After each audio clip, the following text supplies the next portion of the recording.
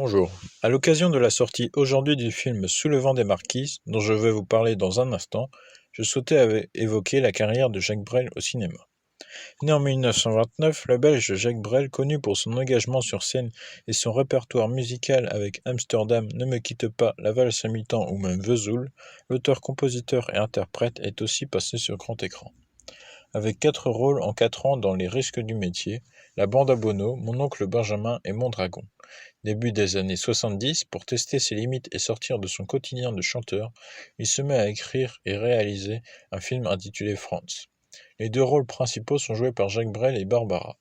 Avec ce film, il veut comprendre l'univers du cinéma et ne pas avoir de regrets. Durant le tournage de Franz, il recevra la visite de Claude Lelouch qui scrute son évolution depuis les débuts de Brel dans les salles obscures. Suite à leur rencontre avec Lino Ventura, le réalisateur lui offre un rôle important dans L'aventure c'est l'aventure. Au casting, il faut ajouter Aldo Macione ou encore Yves Robert et Johnny Hallyday. Pour ce premier grand rôle de Jacques Brel, ce fut un succès, contrairement à Franz, le film qu'il avait réalisé quelques mois auparavant. L'entente est tellement bonne entre Brel et Ventura que ce dernier jouera dans Far West, la seconde réalisation de Brel. Le chanteur y est scénariste, réalisateur, compositeur et acteur du premier rôle. Ce film a été sélectionné à Cannes en 1973, mais le sujet n'a pas trouvé son public. Par contre, en tant qu'acteur, sa carrière continue. Toujours aux côtés de Lino Ventura avec L'Emmerdeur, où il incarne le personnage de François Pignon, rendu célèbre par Francis Weber, qui l'a fait interpréter par Pierre Richard, Jacques Villeray, Daniel Auteuil, Gad Elmaleh, Patrick Timsit, Elie Semoun, Gérard Jugnot et donc Jacques Brel.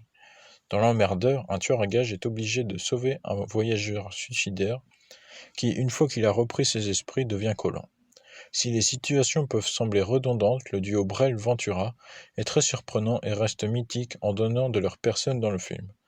La réussite est telle que Francis Weber a repris son scénario entre 2005 et 2008.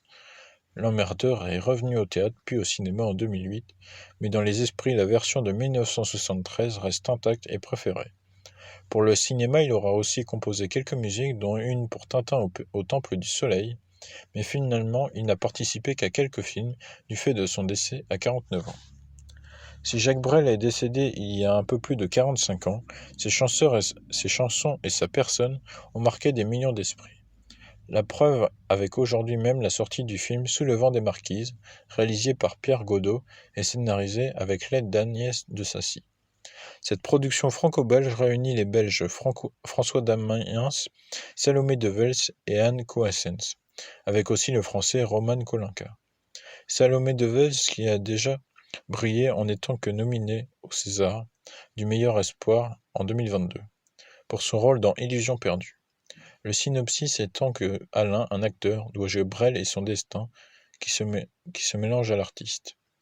En même temps, il va se rapprocher de sa fille et bouleverser sa vie. Ce n'est donc pas un biopic, mais une comédie dramatique qui fait le lien avec l'artiste Jacques Brel, ce qui enlève le risque de voir un mauvais biopic.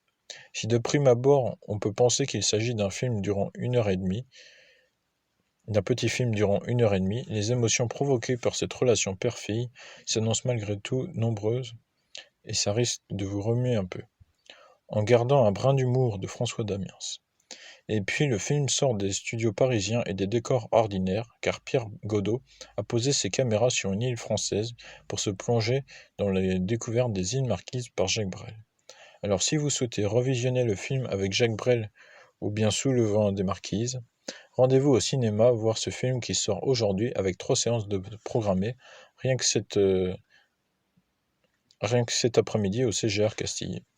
Et sinon, pour rappel, dans quelques mois sortira le biopic sur Charles Aznavour, par notamment Grand Corps Malade avec Tahir Rahim. Preuve que les liens entre chanteurs et cinéastes restent assez étroits.